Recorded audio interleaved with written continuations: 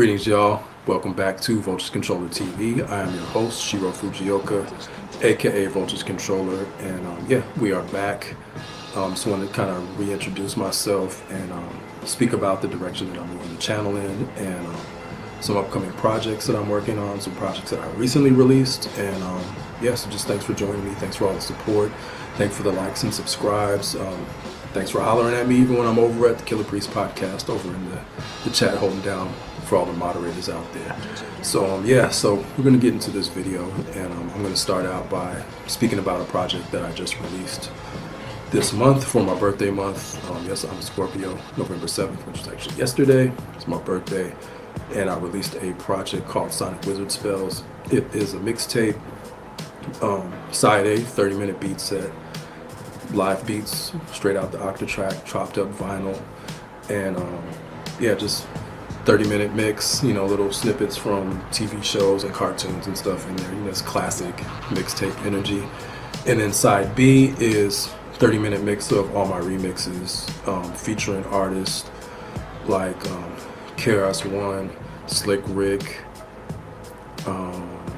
Westside Gunn, J Electronica, MF Doom, Black Thought, Black Star, Rod Digger, Busta Rhymes, Sean Price, Rock Marciano, Illa G, to name a few. That's just off the top. But yeah, 30-minute mix of that. And I bring this up in this time, it's my birthday, and I'm kind of just going back to my origin and how I introduced myself to the music community, in Los Angeles. This was a time before the internet, so if you wanted to get active and to be seen, felt, and heard, you had to get outside. So I spent my time and got my turntables, had a bunch of records, and had my MPC 60. So I was like making beats and rocking acapellas over my beats, so I could get known as a beat maker, and kind of lay down a foundation of I'm not just a DJ. So I'd always make beats and make these crazy intros and stuff and remixes.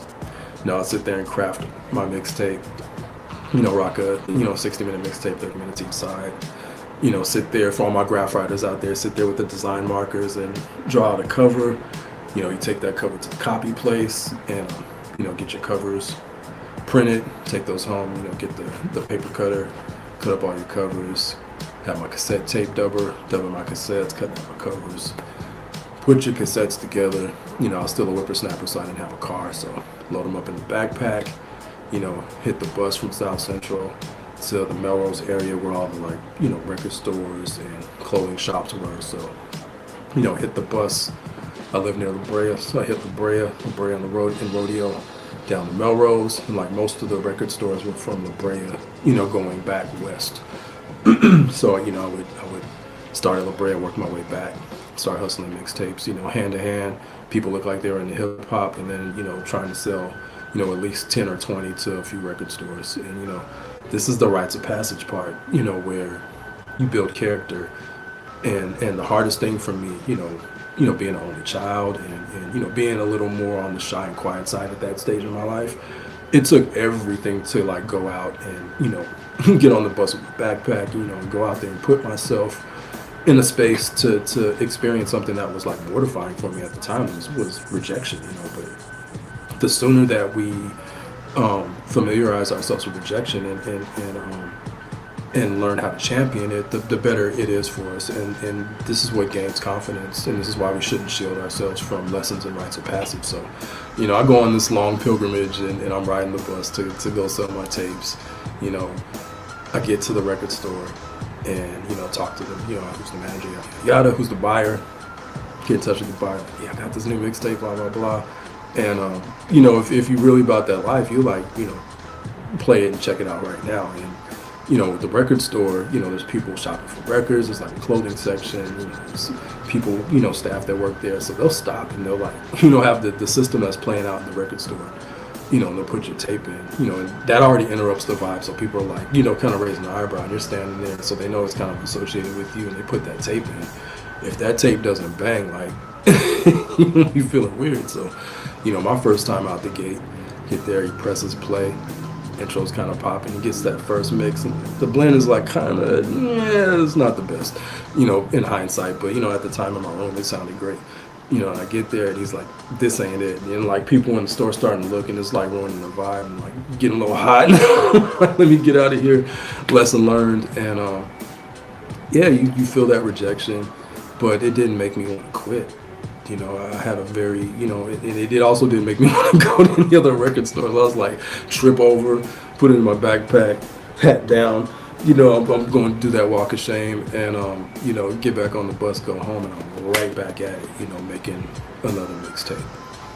So, yeah, teleport to now, still making mixtapes, you know, still making remixes of my beats. I just have spent the time to get a lot better and to not use those moments of rejection to stop me, because that was just the worst. I remember that era, I was out and about in the world, and I would put myself in this position to like always deal with rejection, you know, from like going to stores and you know, trying to sell tapes to like talking to women that were like way out of my league. You know, I was a young whippersnapper. I would try to talk to women that were like, you know, 10 years older than me, you know, like, you know, now I'm in my wizard face. I'm trying to go 10 years younger.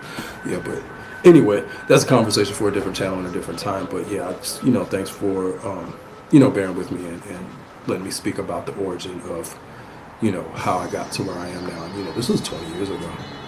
You know, so I've been doing this for a minute. You know, in between there, I stopped doing music and got into biodynamic farming. And I was a vegan chef and a sound healer at a healing retreat for like half a decade. And then, you know, these past 10 years, going on 11, I made that switch and I'm like, you know what, I'm not a chef. You know, I can't do this for a living. I'm a musician, I'm an artist. And, you know, that's when I got back into doing music.